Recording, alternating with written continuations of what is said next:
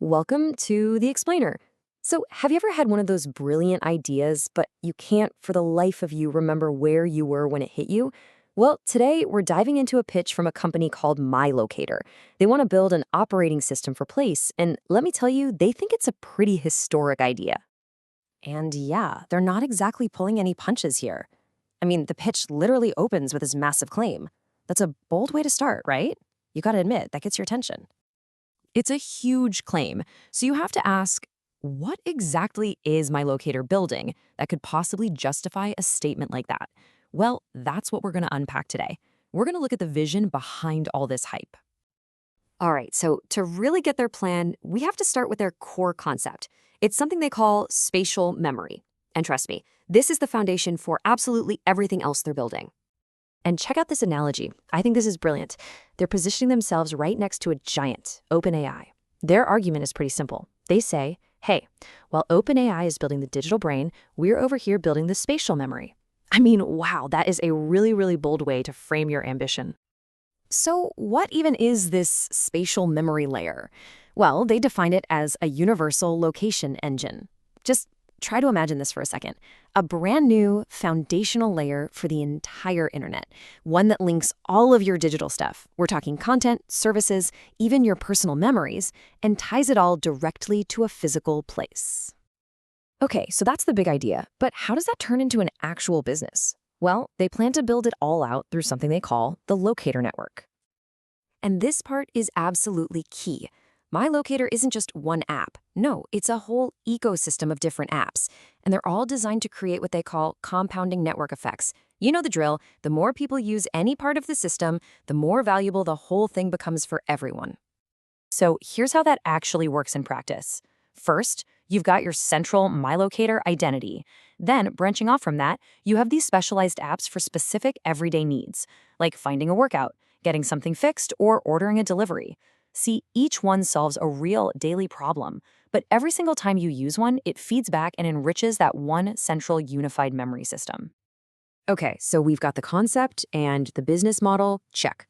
But what about the tech? How does all this actually work under the hood?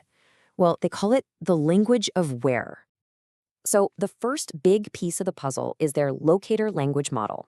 Think of it as a specialized AI. It's kind of like the large language models we hear about constantly, but this one is totally laser-focused on understanding just one thing: where. It's built from the ground up to understand a really human query like, hey, find that cafe where I met Sarah last month. And the second piece of the tech is what they call the natural language binding system. Now, this is the magic that connects your spoken words. When you say something like, where did I jot down that idea for the new project? It connects that question to the actual digital file, the physical location you were standing in, and even the broader context of that exact moment. Okay, this all sounds incredibly ambitious, right?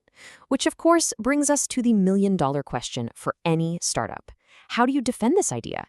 How do you build a moat around it to keep all the competitors out?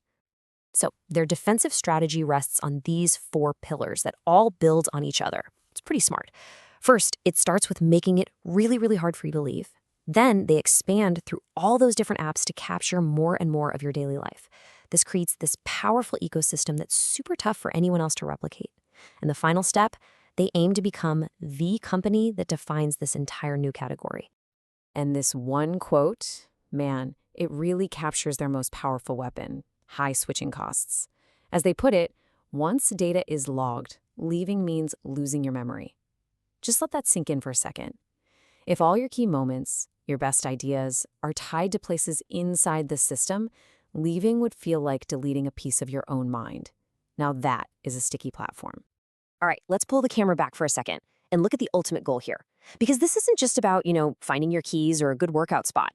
They are aiming for something much, much bigger: what they call the digital backbone for the next 50 years. So when you boil it all down, this isn't about building another popular app. Their real goal is to become the foundational layer for all of human digital memory. They want to own that one indispensable piece of intellectual property that defines where our digital lives happen. That's the real massive bet they're making here. And all of this leaves us with a final and frankly a pretty massive question. If all of our digital information, our work, our personal memories, the services we use every day, if all of it gains this where dimension, this memory of place, Then who gets to own that map? And what does having that kind of control really mean for all of our futures? Definitely something to think about.